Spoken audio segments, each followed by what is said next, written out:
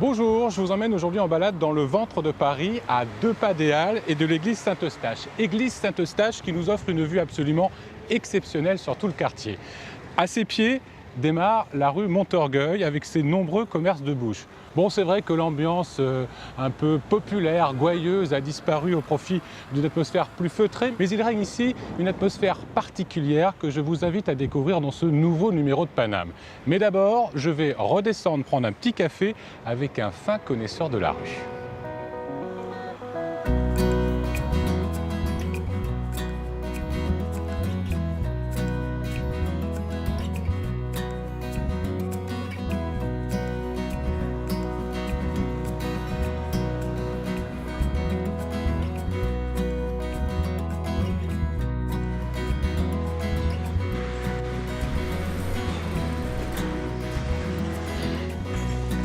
Bonjour Pierre, Bonjour, vous allez bien? ça va et vous? Bien, merci. Voilà une journée qui débute bien, qui démarre bien. Qu'est-ce Eh que vous oui, avez amené de beau? Avec des babas au rhum.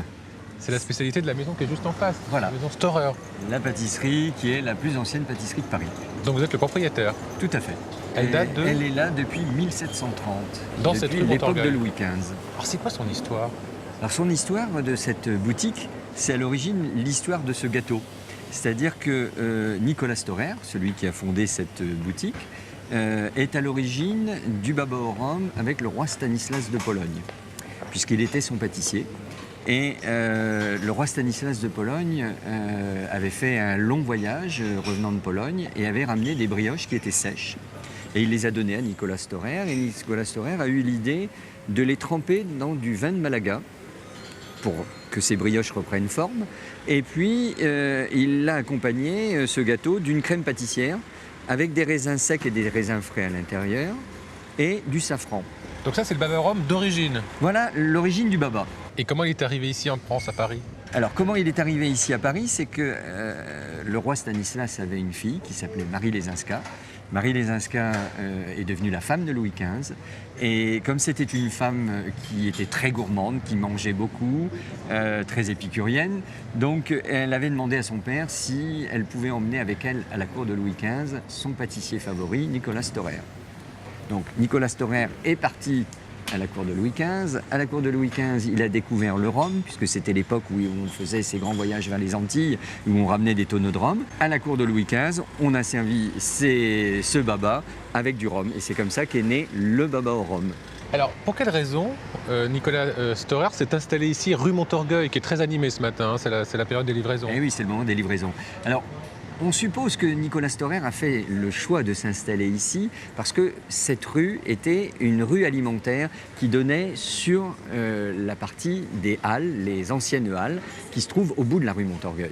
Moi d'ailleurs, ce quartier, je l'ai connu il y a une trentaine d'années, où il était pratiquement encore dans l'état populaire qui devait être au début du XXe siècle. C'est-à-dire? C'est-à-dire que sur les trottoirs ici, il y a à peine 25 ans, vous aviez encore des femmes qui venaient de Rungis. Elles allaient chercher aux halles de Rungis une caisse de poisson qu'elles posaient le matin sur le trottoir et elles vendaient leurs poissons à la pièce. Et quand elles avaient fini de vendre leur caisse de poisson, elles repartaient. Dans cette rue, là, ici, un petit peu plus loin, vous aviez encore 2 marchands de 4 saisons. Et aujourd'hui, ça reste encore une rue dédiée aux marchands de bouche, Oui, commerce oui. de bouche? Oui, c'est quand même vraiment la rue des métiers de bouche du cœur de Paris. Pierre, ça fait 29 ans que vous êtes propriétaire de la pâtisserie Storer. Oui. Comment vous êtes arrivé ici? Alors déjà, je suis arrivé ici dans le quartier il y a déjà à peu près 35 ans. Je vivais ici dans ce quartier et je travaillais pour la Fédération des pâtissiers et j'étais le secrétaire général de la Fédération des pâtissiers traiteurs. C'était vraiment un métier qui me passionnait, même si j'étais un administratif, mais c'était vraiment le métier qui me passionnait, puisque tout petit, j'ai toujours rêvé d'être dans les métiers de bouche. Et vous avez donc acheté cette pâtisserie? Donc j'ai acheté cette pâtisserie en 1986, oui. Alors que vous n'êtes pas pâtissier. Alors qu'à l'origine, je ne suis pas pâtissier. Et c'était quoi? C'était un coup de cœur? Ah, c'était un coup de cœur, oui. Puis c'était une maison qui me tenait à cœur aussi parce que ça faisait de nombreuses années que j'étais client dans cette maison et que en habitant à côté, je voyais bien qu'il y avait un potentiel et qu'il fallait faire quelque chose. Presque quelque chose pour sauver cette maison parce que elle était plus en très bon état et ça me faisait un peu peur de la voir disparaître. On va goûter, non? Ah oui, avec plaisir. Allez-y. Alors moi, je vais commencer par le baba, l'Ali Baba. L'Ali Baba. Donc ça, c'est comme au XVIIIe siècle. Voilà, avec la crème pâtissière et les raisins.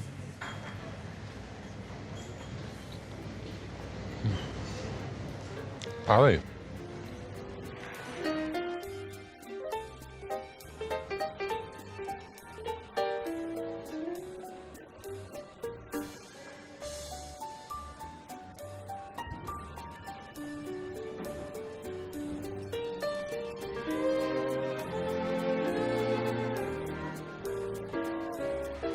Bonjour.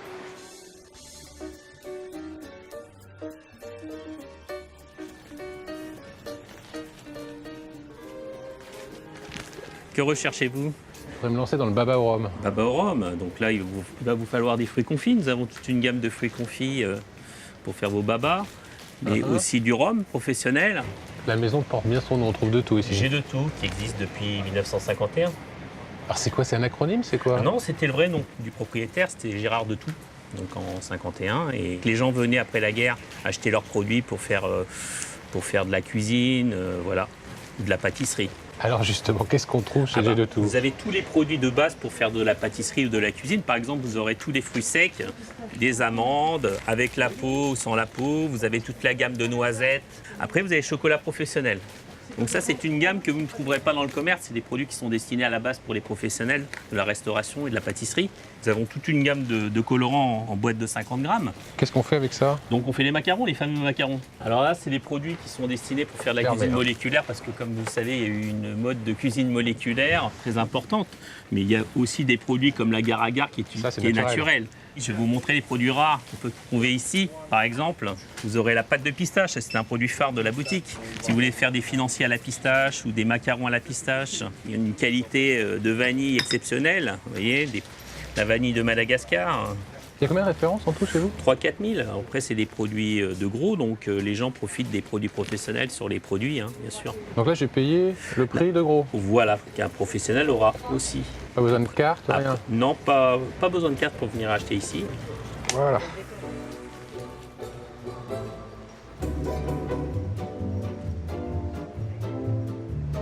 On ne trouve pas que des produits de bouche du côté de la rue Montorgueil, mais aussi des accessoires de mode, puisque le quartier s'ouvre de plus en plus aux créateurs. Ça tombe bien, c'est juste à côté.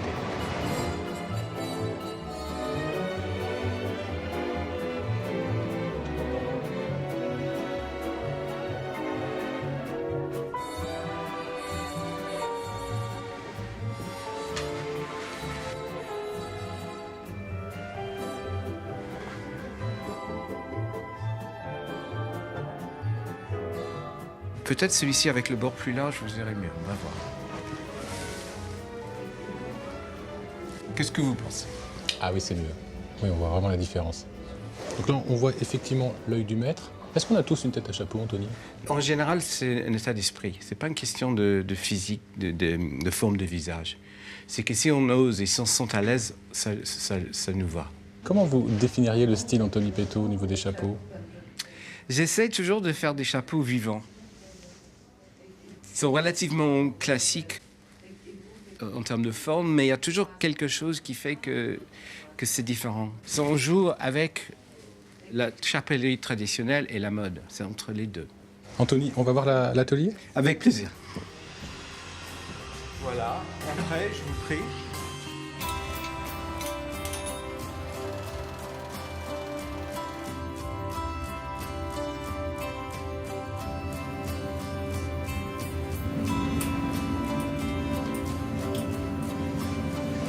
Ah oui. Voilà. Nous sommes en train de faire un chapeau inspiré par Robin des Bois, là, qui s'appelle Sherwood.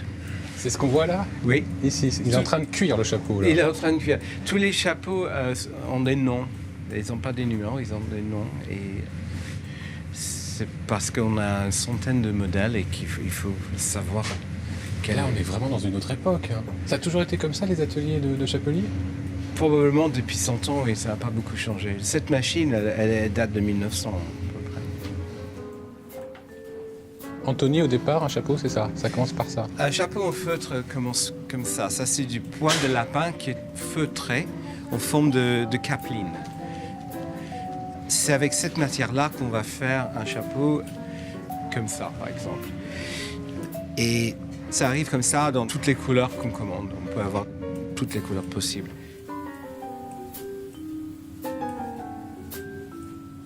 Personnellement, je ne travaille pas beaucoup avec des dessins. Déjà, je ne sais pas bien dessiner. Je préfère travailler déjà dans la matière. Ça commence comme ça. On les fait en paille et c'est réalisé par Doudou dans notre atelier qui, après ce que je lui explique, il réalise le modèle. Et une fois que c'est fait comme ça et on est content, après, on va aller voir un formier en aluminium en Angleterre, et c'est lui qui va nous faire le chapeau, le moule du chapeau en aluminium. Donc c'est quoi le principe alors? Ce sont des moules comme ça qui pressent le chapeau? Il y a une partie mâle et la partie femelle. Et la matière est tirée sur la partie mâle, et après on descend la partie femelle. C'est chaud, hein, il ne faut pas toucher. Ouais. Et après, ils vont passer la ficelle et la forme du chapeau est donnée à ce moment-là. 2 minutes environ. Hop, ouvert. Et... À 2 minutes, ça suffit pour donner la forme? À peu près, oui. Même parfois. Parce que c'est chaud, il ne faut pas brûler la matière. Après, et une fois que c'est moulé comme ça ne bouge plus. Un chapeau, ça ne bouge plus. Ça, il faut faire attention, hein. C'est quand même un chapeau. Sinon, ça n'a pas changé. Les nouvelles machines sont pareilles, c'est toujours la même technologie. Il y a des machines hydrauliques, il y a des machines électriques, mais rien ne peut remplacer la qualité d'une machine comme ça, parce que c'est fait avec la main et par feeling. Vous savez, on peut faire des chapeaux en mettant 12 comme ça, l'un sur l'autre, hein, et faire 12 chapeaux à la fois. Mais nous, on fait un chapeau par un chapeau, et c'est fait avec de l'amour. Et c'est vrai, c'est avec les mains. Et c'est ça qui fait la différence.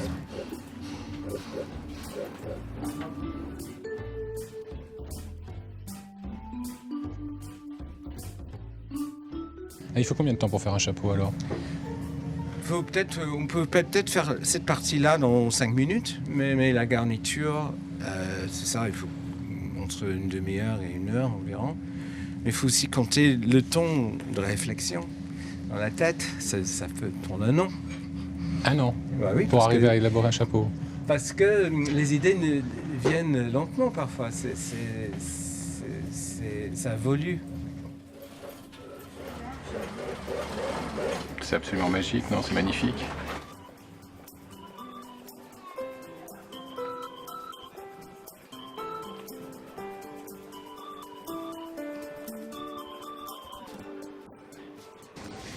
Frédéric, qu'est-ce que vous faites sur le trottoir? Je vous attends. On est au 33, on avait dit 33. J'ai une surprise pour vous, venez voir. Je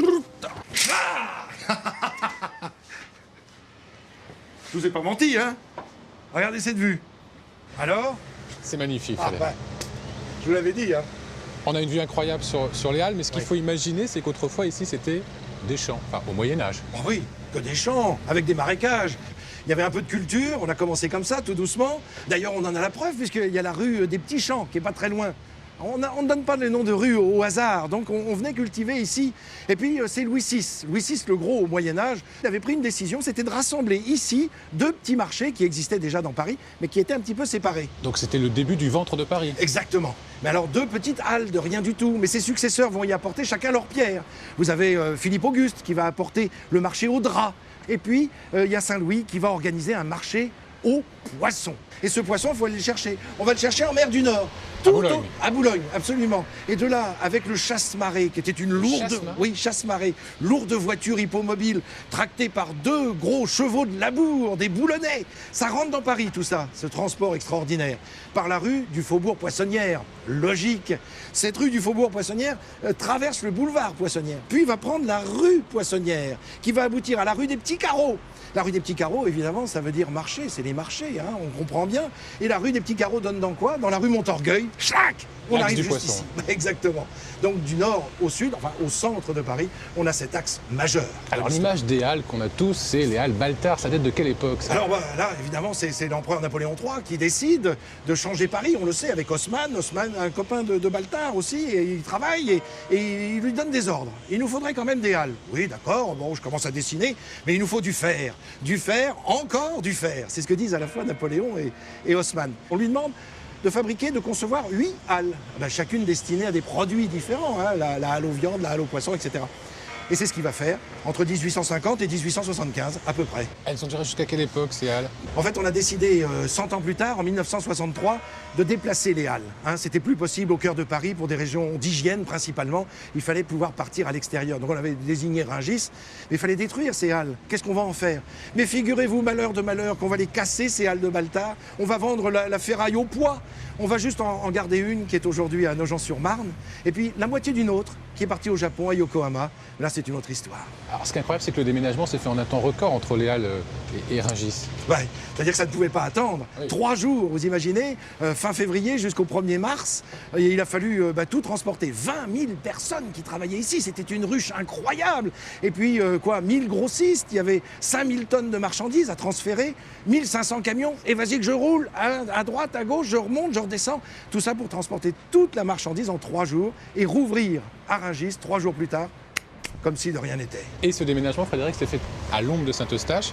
Qui était donc ce Saint-Eustache? Alors un personnage emblématique de l'histoire sainte, on le retrouve pendant l'Empire romain, il se sacrifie parce qu'il ne veut pas évidemment renier sa religion, c'est un martyr. Certains de ses restes ont été offerts à cette église, construite ici pour remplacer une petite chapelle qui était destinée aux commerçants.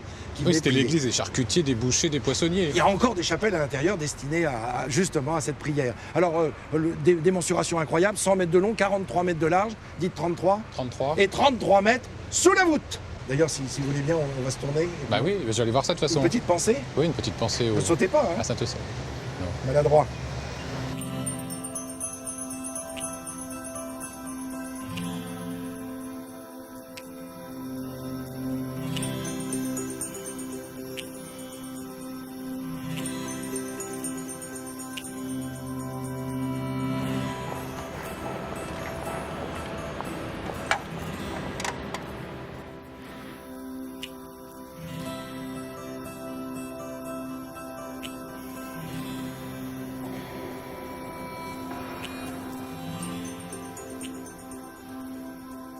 C'est vrai qu'elle est impressionnante, cette église Saint-Eustache, aussi majestueuse que sa grande sœur Notre-Dame. L'église des Parisiens domine le cœur de Paris et pour m'en rendre compte, j'ai rendez-vous avec Louis. L'édifice n'a presque aucun secret pour le régisseur de la paroisse. Salut Louis. Salut, Ça va? bienvenue. On y va, Marseille? Bah oui. Coursive?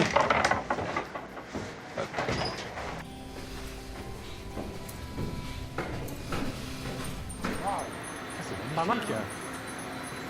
Mais Yvan, c'est pas fini. Oh. Ouais, allez, courage, 50 marches. Non, c'est rien, c'est pas grave.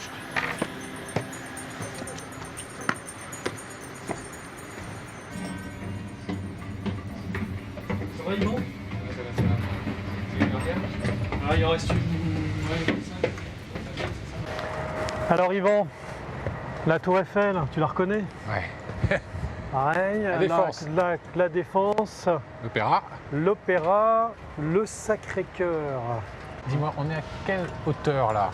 Bon, on est à peu près à 70 mètres. C'est le plus haut de Saint-Eustache? C'est le plus haut de Saint-Eustache et on doit être aussi sur une légère butte, donc avec la hauteur de l'église, on a un point de vue à 70 mètres avec 360 degrés. Alors, Saint-Eustache, c'est l'église des Parisiens. Ouais. Hein, on connaît tous Notre-Dame. Mmh. C'est l'autre grande église de Paris. C'est une des grandes églises de Paris, du fait de son emplacement central, du fait de la proximité du Forum des Halles, et puis du fait des quartiers qui l'entourent, encore assez populaires, même si ça a un petit peu tendance à se déplacer. Mais ouais, c'est une grande église. C'était l'église du peuple de Paris. C'est toujours le cas. C'est toujours le cas, ouais, on peut le dire. Cette église, c'est une prouesse architecturale ou pas? Tout à fait, mais avec un mélange, puisqu'il y a du gothique, il y a de la Renaissance, puisque c'est François Ier qui l'a initié, donc c'est quand même le roi de la Renaissance en France, et puis du baroque, parce que c'est un petit peu mélangé partout, et en plus elle n'est pas terminée, il y a une tour qui n'est pas achevée, et donc tout ça fait que cette église est toujours en mouvement, peut-être qu'un jour elle sera achevée, j'en sais rien, mais voilà, elle n'est pas terminée. Alors toi, tu es le régisseur de cette église. Tout à Ça fait. fait combien de temps que tu t'occupes de cette Ça va église? faire 11 ans au mois de décembre. Donc, elle n'a aucun secret pour toi. Tu connais tous ces coins et recoins. Si, il y a encore des secrets. C'est vrai? Je n'ai pas tout découvert. Ça, c'est sûr et certain. Ouais. Je suis sûr qu'il y a un placard quelque part qui recèle un trésor et on le cherche. Ouais. Mais sinon, il y a toutes les coursives, tous les bouts de toiture, tout ça, tu connais. Oui, ça, on maîtrise pas mal.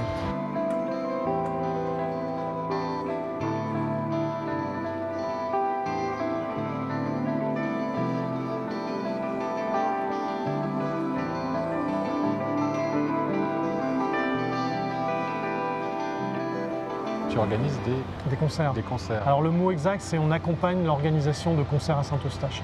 Donc je mets à disposition l'église pour des concerts qu'on accueille. Alors c'est plutôt du classique, mais depuis que je suis à Saint-Eustache, j'ai réussi, avec l'accord des curés de Luc et de Georges, de faire autre chose.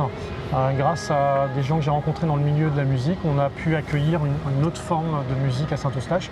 Notamment, on a un festival que j'ai accompagné depuis son départ, donc il y a 10 ans. Et on reçoit là du rock, de la pop, de l'électro pendant 36 heures dans l'église. Et c'est dans le projet pastoral de l'église. Et ça fait bon ménage? Oui, bien sûr, parce que c'est un moyen de faire rentrer des gens qui n'ont pas forcément l'habitude de venir à Saint-Eustache. Saint-Eustache est aussi l'église des artistes contemporains. On peut découvrir un triptyque en bronze et platine sur la vie de Jésus, réalisé par l'artiste américain Keith Haring. Dans la chapelle des Charcutiers sont exposés 2 panneaux de John Armlander. Plus surprenant, cette œuvre vidéo où l'on découvre un cerf en balade dans la nef de l'église. Cet animal est le symbole de Saint-Eustache. Comment t'es arrivé là, toi? Par hasard, je suis arrivé, j'étais avec une association de quartier qui s'occupait des gens en déshérence, notamment au moment de Noël. Et puis, grâce à une fille que j'ai croisée par hasard dans une des pièces de Saint-Eustache, qui m'a dit qu'il y avait un nouveau curé qui cherchait un poste de régisseur. Et moi, je venais un petit peu du monde du cinéma, dans un poste un petit peu similaire. Et elle m'a dit c'est pour toi, j'ai postulé et ils m'ont pris à mon plus grand bonheur.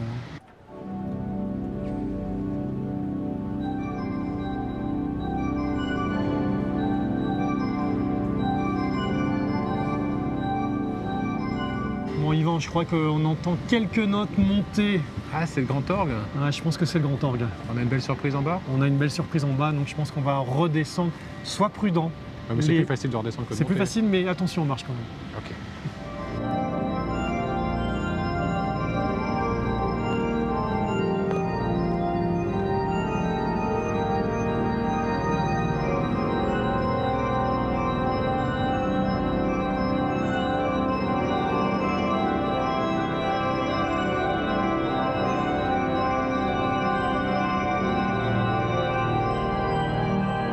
Bonjour.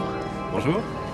Merci pour ce délicieux morceau de musique. Ce qui est incroyable, j'étais en train de visiter l'église Saint-Eustache. Partout, on vous entend, on entend l'orgue partout. C'est incroyable, ça. On l'entend, je crois, jusqu'à l'extérieur, de l'autre côté du jardin des Halles. C'est quoi? C'est la puissance de l'instrument qui permet ça, non? C'est certes l'instrument, la manière dont il a été conçu, qui fait qu'il est en totale proportion avec l'édifice, ce qui fait qu'on peut jouer le jeu le plus doux ou la totalité de l'instrument et ça va toujours remplir la totalité de l'édifice. C'est-à-dire que tout est possible avec cet instrument? On peut tout faire? Effectivement, beaucoup de choses. On peut déjà jouer tout le répertoire d'orgue, qui est très vaste, puisqu'il y a 5 siècles de musique.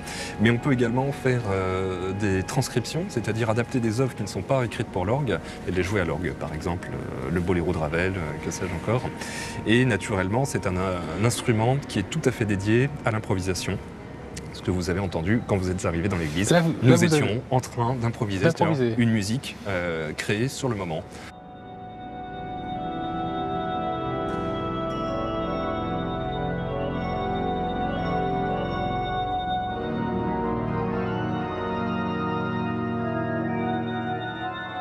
Vous êtes les 2 titulaires de l'orgue de Saint-Eustache. Comment vous vivez ça? Comme un privilège? Alors absolument, c'est une chance pour nous deux d'être titulaires d'instrument. On l'est depuis mars dernier. Ça veut dire qu'on a évidemment en charge les différents offices du dimanche. Et enfin, on a aussi en charge l'instrument, parce qu'un instrument pareil, ce n'est pas une flûte à bec que l'on range dans son sac. En fait, c'est un instrument de 18 mètres de haut, qui est parfois capricieux. Alors, comme vous avez improvisé tout à l'heure, j'ai envie de vous demander un tout petit privilège. Est-ce que vous pouvez jouer la musique, le générique de Paname, pour se dire au revoir, puisqu'on est à la fin? Allons-y. On y va? C'est parti. Merci beaucoup.